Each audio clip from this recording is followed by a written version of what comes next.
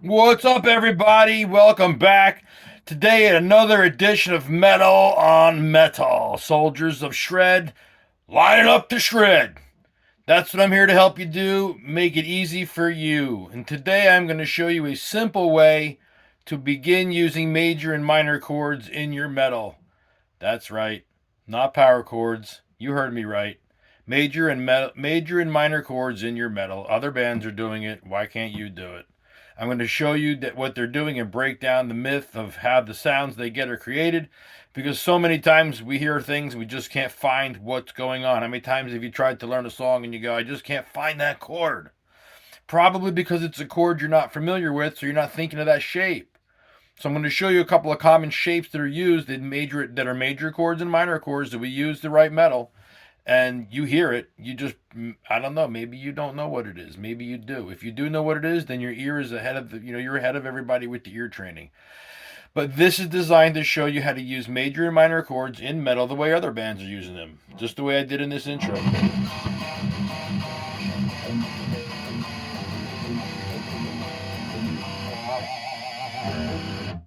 So what I'm going to do is break it down for you right now. What we have is the power chord of root and fifth. Let's say I take this D power chord on the A and D strings. We have D and A, root, and fifth. But somewhere in there is the third. So a chord is made of three notes. The root, the first note, the third, the middle note, and the fifth, the last note. Root is the first note, third means three from the root, and then fifth means five from the root. So on the D chord, including the D, this is the 5A over here. It means D, E, F, G, A.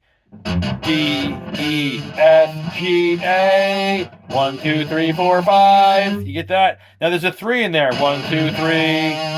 The F. They're on the same string though, so that's tough to play. So we take this F and we play it on the D string over at the 3rd fret. And I mix it with the D note that's on the 5th fret here.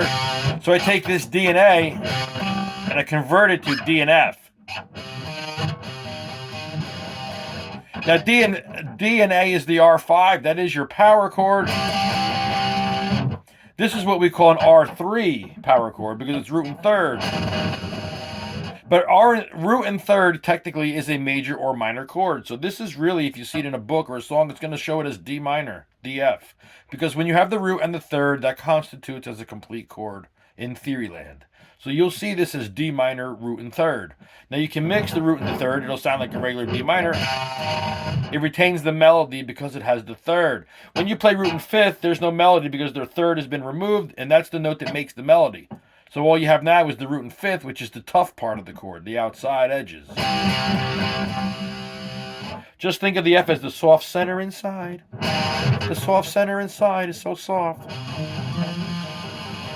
So if we mix this D minor chord, and then we do the same thing for this C chord, we take C, and instead of playing C and G, we play C and E, well, you're getting a C major chord. And then the same thing, like for example, I'll do this B power chord, this B flat power chord of B flat and F. Well, I'll just play the B flat with the open D string because B flat D is the root and third.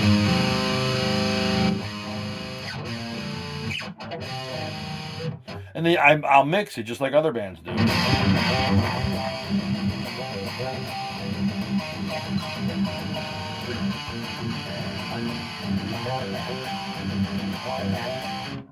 So there is the D minor with the C major.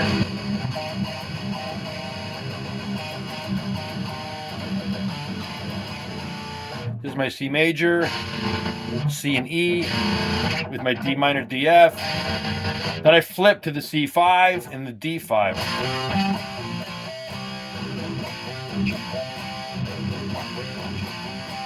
I'm putting a pedal tone of D in between, or really C. I'm doing drop C, but it still to me is a D.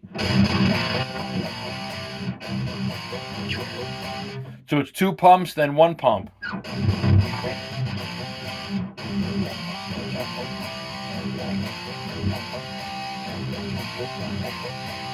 And so I'm adding in power chords to the minor and major chords. Since I'm in drop C, I'm using the key of D minor because I'm really considering this to be like a drop D situation. I'm seeing that as a D, so I can D, E, F, G. So I have my F, my G, then I got the C and the D, then I got the D minor, the C major, and the B flat major.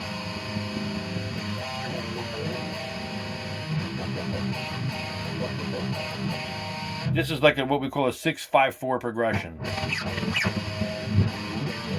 It's like a C, D, E thing.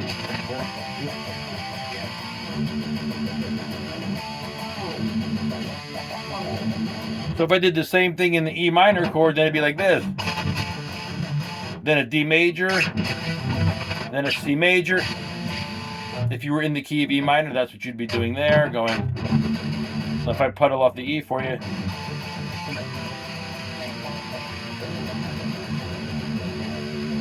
But the same thing in E minor.